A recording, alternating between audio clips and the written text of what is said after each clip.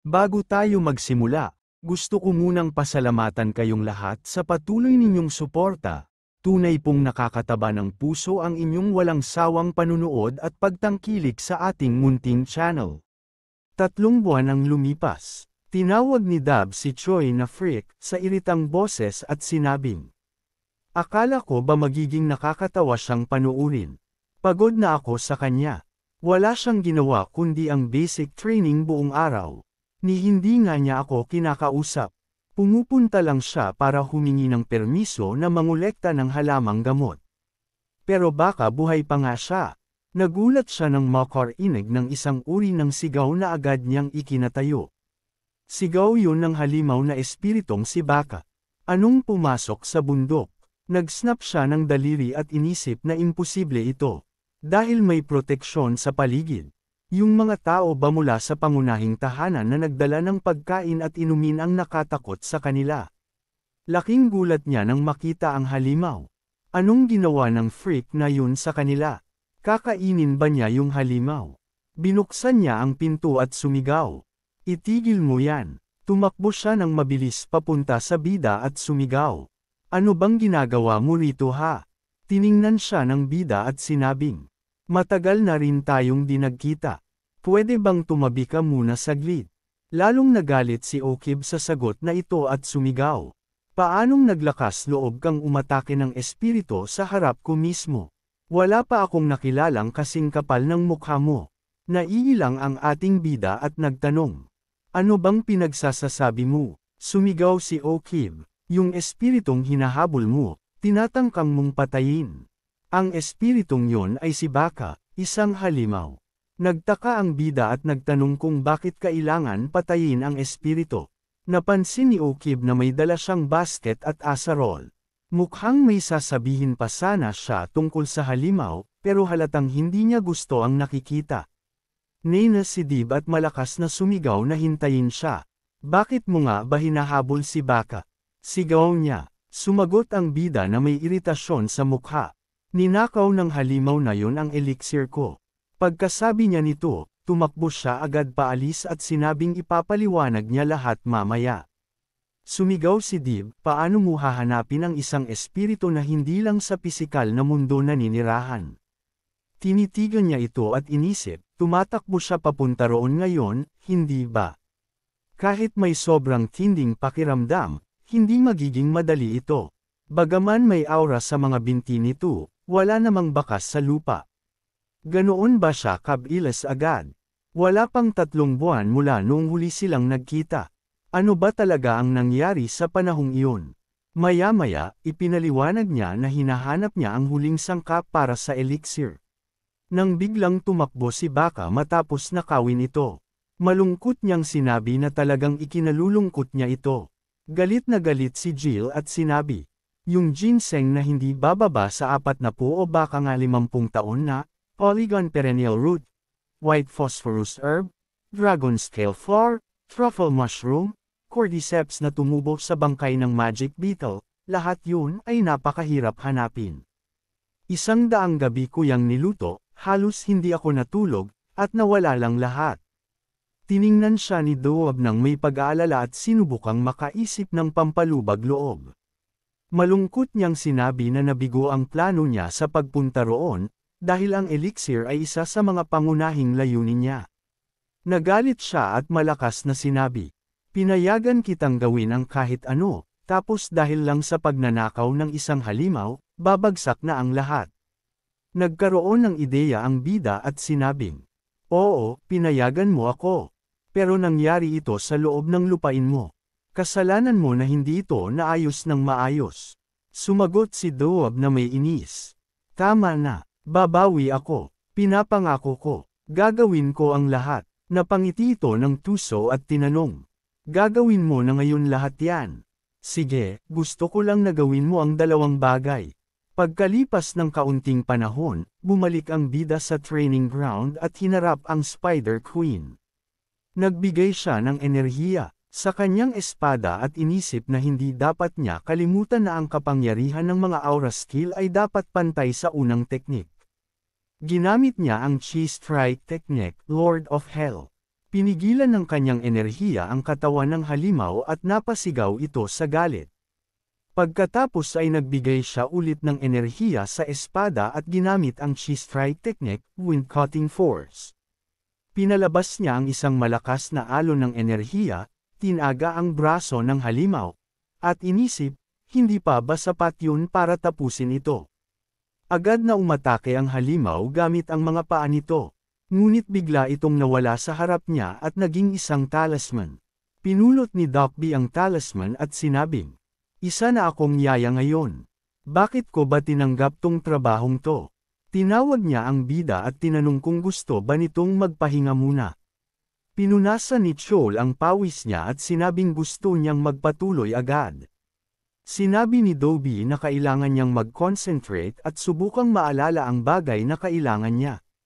Nang makapag-concentrate na siya, inihagis niya ang talisman sa ere at lumitaw ang ilusyon ng isang swordsman.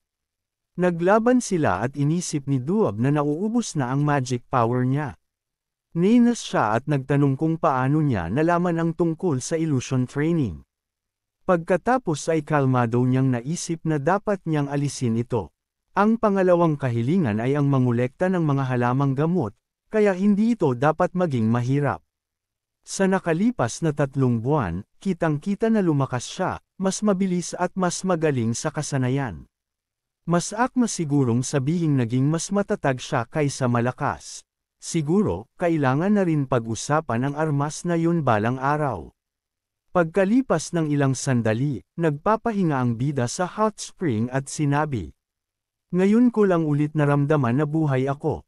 Hindi niya kinaya kung wala ang nakagagaling na tubig. Sana meron nito sa labas ng bundok, inisip niya. Nagulat siya nang may naramdaman siyang kakaiba. May naramdaman siyang presensya at nagtanong sa sarili kung sino iyon. Hindi man lang niya naramdaman hanggang sa makalapit ito ng husto. Sa itsura nitong pagod, mukhang tao pa rin naman siya. Tiningnan siya nito at tinanong kung ano ang dahilan ng pagpunta niya roon. Sabi niya, "Mahaba rin ang araw ko. Bakit hindi ka muna magpahinga?" Mukhang matagal na siyang nandoon, pero sapat ba ang pahinga niya? Sinabi ng lalaki na minsan nga raw, parang sobra na ang oras na ginugugol niya rito.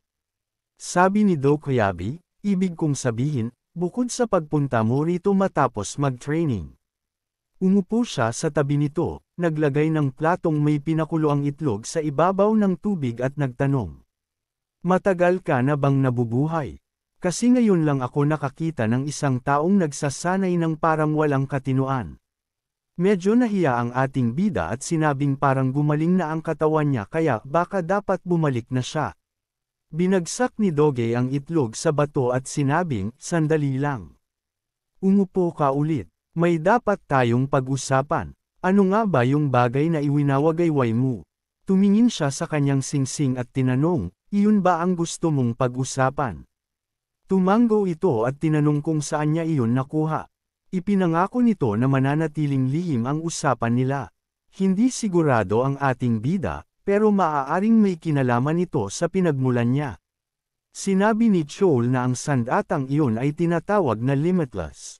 Kinuha niya ito mula sa bodega ng pamilya.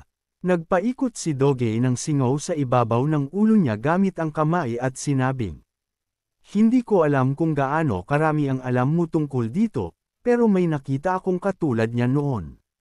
May isang shaman noon na kayang makipag-ugnayan sa mga espiritu at bumasa ng mga bituin, palagi siyang may dalang bagay. Halimbawa, isang bato na kayang magbago ng hugis.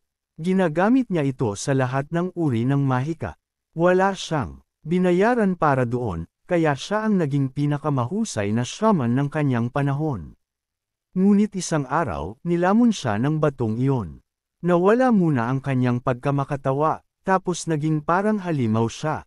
Nangyari ang lahat ng ito sa loob lamang ng 1 taon. Hindi naging madali, pero ilang mga manggagawa ang nagtagumpay na i-seal ito. Tinanong ng bida kung ano ang nangyari sa bato.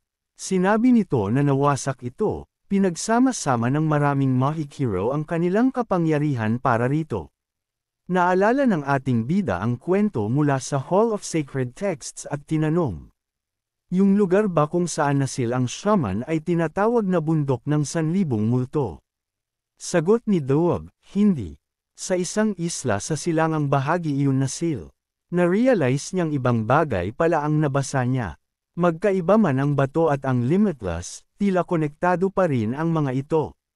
Pagkatapos, sinabi niyang gusto niyang bumalik sa kwento. Naramdaman niya ang kakaibang amoy na nanggagaling sa bato, parang ganito rin daw ngayon. Isang amoy na hindi tao, hindi halimaw, hindi rin espiritual. Ang limitless ay isang banyagang bagay na hindi tiyak ang kalikasan. Baka may mas magandang armas pa, kaya bakit hindi na lang ito iwan? Ngumiti siya, ngunit ramdam ng ating bida na may banta sa likod ng tila malumanay na tono nito. Naramdaman niyang kumakabog ang puso niya. Sinabi niya na noong nakuha niya ang demonic eyes, inirekomenda ng kanyang ama na aisil niya ito. Ang sabi sa kanya, kung mabibigyan ka ng kapangyarihan, supilan mo ito at gamitin. Ngumiti si Do at tinanong, sinabi mo ba yan kay Tan? Palagay mo ba, pareho yan sa demonic eyes mo? Kalma ang ating bida at sinabing para sa kanya, hindi sila gaanong magkaiba. Napabuntong hininga si Do at sinabing, kung ganoon, wala akong ibang magagawa. Kinuha niya ang isang malaking pamalo at may seryosong ekspresyon na sinabing, kailangan ko itong kunin sa lakas.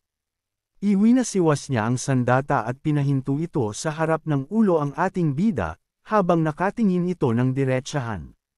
Sinabi ni Do, may pagkakataon ka pa para ibigay ito, basta hilingin mo lang ng maayos. Matagal na raw mula nang huli siyang gumamit ng armas, kaya hindi niya alam kung makokontrol niya ang lakas nito. Ngumiti ng kaunti si Joel at sinabing hindi niya magagawa iyon, masisira ang kanyang panata. Ibaba ni Do ang kanyang sandata at tinanong, alam mo na ang lahat, hindi ba? Tumango siya at sinabing, para protektahan ang bundok at tulungan ang mga disipulo, ito ang panatang ginawa ko sa tagapagtatag ng angkan. Tinitingnan mo lang talaga ang tibay ng loob ko, hindi ba? Sinabi mo lang ba talaga yon? Tanong niya, hindi mo talaga balak na kunin ito, di ba? Sabi ni Doab, sa palagay niya ang lugar nito ay doon kung saan siya pwedeng kumita gamit ang talino at dila niya. Ngumiti siya ng malawak at sinabing nagpapasalamat siya sa papuring iyon. Lalo siyang nenas at sumigaw na, hindi iyon papuri. Tinanong ng bida kung bakit hindi niya sinubukang kunin ito sa puwersa. Pwede naman niya itong gawin sa ngalan ng pagtulong. Sabi niya, hindi niya naramdaman ang kakaibang enerhiya tulad ng sa shaman. Hindi ito mukhang isang halimaw na sumasakmal sa kanyang may-ari. Tumingin siya sa singsing sa kanyang daliri at sinabing nagpapasalamat siya sa kanya sa pagsasabi tungkol dito. Tinawag siya nito at tinanong, tinakot mo lang ba ang isang disipulo gamit ang sandata mo?